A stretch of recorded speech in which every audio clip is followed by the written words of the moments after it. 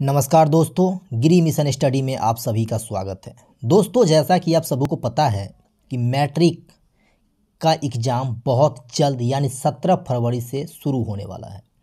तो दोस्तों, मैं आपको बता दूं कि आज का जो हमारा वीडियो है, इस वीडियो में हम आपको संस्कृत में 7 नंबर पूरे पक्के लाकर देने वाले हैं। तो आज का ये वीडियो आप कंप्लीट देखें, क्योंकि इस वीडियो को देखने के बाद आपके जो संस्कृत में जो 7 नंबर बनता है अनुच्छेद से, उसकी प्रॉब्लम बिल्कुल ही समाप्त हो जाएगी। तो वीडियो कंप्लीट देखें, बिल्कुल भी स्किप ना करें, क्योंकि ये वीडियो आपके एग्ज़ाम के लिए काफ़ी यूजफुल हो सकता है। तो गाइज, चलिए बिना समय को वेस्ट किए हुए चलते हैं सीधे वीडियो की तरफ। और आज की इस वीडियो में हम जानते हैं जो हमारे एग्ज़ाम के लिए किन किन अनुच्छेदों की हमें तैयारी करनी होगी। तो गाइज, सबसे पहले हमें करना होगा भारतवर्षम पर तैयारी। जैसा कि आप सबको पता है कि एग्ज़ाम में किसी 7 वाक्य में अनुच्छेद पूछे जाते हैं। बहुत सारे ऑप्शन आपके पास में होते हैं, 4 ऑप्शन दिए जाते हैं। किन्हीं एक विषय पर 7 शब्दों में अनुच्छेद लिखने होते हैं। अनुच्छेद लिखना कैसे है, समझना कैसे है, स्टेप बाय स्टेप आप समझते चलिए। तो मैं अभी लिया हूँ भारतवर्षम। भारतवर्षम में आपको लिखना कैसे है, अस्माकं देशः, आप जैसा देख पा रहे होंगे यहाँ पर लिखा हुआ है अस्माकं देशः भारतवर्षम अस्ति। ये लाइन आप जो है सो सबसे पहले रखें। अस्माकं देशः भारतवर्षम अस्ति अस्य उत्तरस्यायाम पर्वतराज हिमालय शोभते। इसके उत्तर दिशा में पर्वतों का राजा हिमालय शोभा देता है, यानी शोभता है। इस तरीके से लाइन है। अगला कहता है भारतवर्षस्य संस्कृति प्राचीनतमा विद्यते। फिर आसन देशे व्यास, वाल्मीकि, भवभूति, कालिदास प्रभृत्य महाकाव्य अभवन। यानी इस देश में बहुत सारे विद्वान हुए, कवि हुए, जैसे वाल्मीकि हुए, व्यास हुए। इस तरीके से यहाँ पर आपका लाइन है। फिर कहता है अत्रत्ते विद्वद्भिः सर्वविधानि शास्त्राणि निर्मितानि।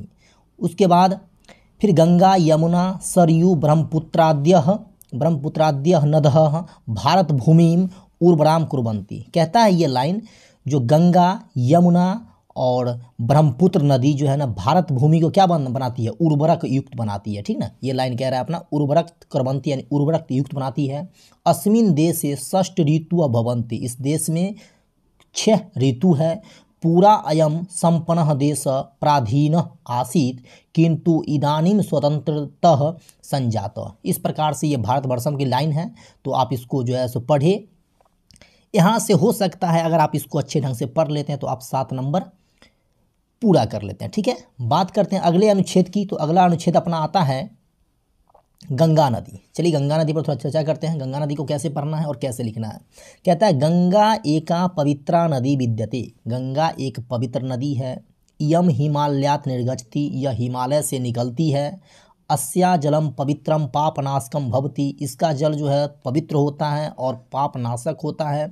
धार्मिक जना गंगाया स्नान कृत्वा पुण्य लभन्ते। लोग कहता है जो है ना, गंगा स्नान करते हैं लोग और पुण्य कमाते हैं। हिंदू नाम सर्वाणी यज्ञ कर्माणि गंगा जल नैव संपन्नानि भवन्ति। हिंदुओं का जितना भी जो कार्य होता है, हिंदुओं का जितना भी कर्म होता है, यानी यज्ञ कर्माणि, इन सबों में गंगा जल से ही संपन्न होता है कार्य। इस तरीके से ये लाइन कहता है। फिर कहता है अस्या तटे अनेकानि विशालानि नगराणि तथा तीर्थस्थानानि अवस्थितानि सन्ति। इसके किनारे पर, अस्या तटे अनेकानि, यानी इसके किनारे पर अनेक बड़े विशाल नगर हैं, तीर्थस्थान हैं। सूर्यते पूरा निरपह भागीरथ स्वर्गात गंगा पृथ्व्याम आनितवान। सुना जाता है कि भागीरथ जो थे उन्होंने ही गंगा को पृथ्वी पर लाए थे। इस तरीके से ये लाइन कहता है। आप इसको भी ले ले और स्क्रीनशॉट जरूर लेते चले गाइज, क्योंकि स्क्रीनशॉट लेते जाइएगा और आप तैयारी करते जाइएगा। यही आपको 7 नंबर पूरे ला करके देने वाला है। ठीक है, चलिए बात करते हैं हम अगले अनुच्छेद की। अगला अनुच्छेद अपना कहता है मम विद्यालय। ये भी मोस्ट है, VVI है। इसको भी आप देखिए, ये भी VVI है। तो मम विद्यालय से भी जो है ना क्वेश्चन बनते हैं। तो मम विद्यालय को कैसे देखेंगे हम लोग। कहता है मम विद्यालय नद तटे अवस्थित। मेरा विद्यालय नदी के किनारे अवस्थित है।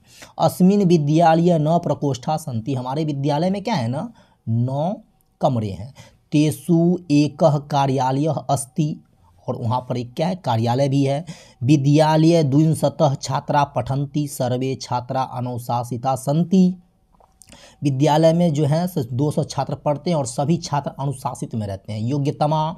योग्यतमा शिक्षकास छात्रान् मनो उपयोगपूर्वक अध्यापयन्ति। विद्यालयस्य परिसरे एक संजिता पुष्पवाटिका अपि विद्यते। एकम क्रीडाक्षेत्रम अपि अस्ति तस्मिन् छात्रा कन्दुकेन क्रीडन्ति। तो इस प्रकार से मम विद्यालय पर आप लेख लिख सकते हैं और बहुत ही मैं कहूँ तो आपको आसान शब्दों में बतला रहा हूँ। बहुत ही मैंने आसान लाइन उठाया है ताकि आपको एक बार आप पढ़ेंगे आपको याद हो जाएगा। कोई इसमें माथापच्ची नहीं करना है और ये आपको पूरे के पूरे 7 नंबर ला कर देने वाले हैं। तो थोड़ा सा गाइज मेहनत तो करना ही पड़ेगा इस पर। चलिए बात करते हैं अगले अनुच्छेद की। तो अगले अनुच्छेद की तैयारी करनी है अपनी हिमालय की। तो हिमालय पर अपने को तैयारी करना है। तो चलिए हिमालय को देखते हैं।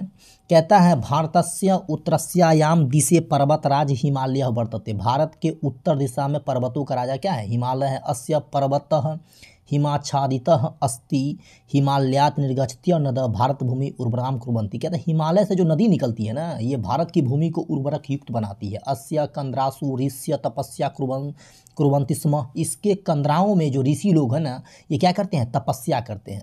अधुनापि तत्र दृग्जीविनः योगिनः यदा कदा दृश्यन्ते हिमालये बहुविधानि काष्ठानि खनिज द्रव्यानि औषधानि च मिलन्ति। हिमालय में क्या है ना, हिमालय में बहुत सारे जो है ना आपको काष्ठानि बहुविधानि द्रव्यानि औषधानि यानी कि दवा खनिज ये सारे कुछ जो है ना पत्थर ये सारे कुछ मिलते हैं। अस्य उच्चतम शिखरे महादेवस्य निवास पुराणे वर्णित। और पुराण में ऐसा वर्णित है कि इसके उच्चतम शिखर पर महादेव का निवास है। भारतीयानाम कृते हिमालय देवोपम अस्ति। इस तरीके से आप लाइन लिख सकते हैं और आसानी से इसको पढ़ सकते हैं। चलिए हमारी अगली जो अनुच्छेद है वो अगली अनुच्छेद है आदर्श छात्र पर। ठीक है, तो आदर्श छात्र के ऊपर चर्चा करते हैं। कहता है आदर्श छात्र अध्ययनशील भवति। आदर्श छात्र जो होते हैं वो अध्ययनशील होते हैं। सह सचित्र अनुशासित अपि भवति। वो चरित्र के भी अच्छे होते हैं और अनुशासित भी होते हैं। सह सर्वदा गुरु आज्ञा पालयति। वह हर हमेशा गुरु की आज्ञा का पालन करते हैं। आदर्श छात्र हटे पण्यपीठिकायाम या वृथा न भ्रमंती। वो बिना बात का इधर उधर नहीं घूमते हैं। स न केवलम पाठाभ्यास करोति सामाजिक कार्यम अपि मनसा करोति। वो केवल पाठ का ही अभ्यास नहीं करते हैं बल्कि सामाजिक कार्य भी करते हैं, मन से करते हैं। ठीक है, कुत्रापि उदंडता न प्रदर्शति। और कभी भी उदंडता नहीं करते हैं। आदर्श छात्र परिश्रमी परोपकारी सत्यनिष्ठा च भवति। और आदर्श छात्र जो होते हैं वे परिश्रमी होते हैं, परोपकारी होते हैं, सत्यनिष्ठ होते हैं। छात्र एवं अध्यापकानां सहपाठीनाम अन्येषां च प्रिय भवति। तो इस प्रकार से हमारी ये अनुच्छेद पूरी होती है और इस तरीके से हमको तैयारी करना है। मैंने जितने भी अनुच्छेद आपको पढ़ाया है इन सब का आप स्क्रीनशॉट लेते चले और हो सके तो 1 से 2 बार खुद से आप तैयारी करें। ठीक है, तो अगला अनुच्छेद है आपकी वर्षा कालम। थोड़ा सा इसको देखते हैं। वर्षा कालम में कहता है वर्षा कालः अति मनोरमः भवति। अस्मिन् काले आकाश मेघ आच्छादितः दृश्यते। इस काल में क्या होता है ना, वर्षा काल में आपको जब ऊपर देखिएगा तो आपको मेघ ही मेघ दिखाई देता है। वने मयूरा नृत्यन्ति। वन में जो है ना मोर नाचते हैं। मंडुका यानी मंडुका मीन्स मेढक, याद रखिएगा। मंडुका टर टर इति शब्दः कुर्वन्ति। और जो मेढक होते हैं ना वो टर टर करते रहते हैं वर्षा काल में। वर्षाया जलेन नदा तडाग च संपूर्णतः भवन्ति क्षेत्राणि हरितानि दृश्यन्ति। और वर्षा काल में क्या होता है, जो नदी का जल हो, वर्षा का जल हो, ये सारे के सारे जल तालाब में जाकर के मिल जाते हैं।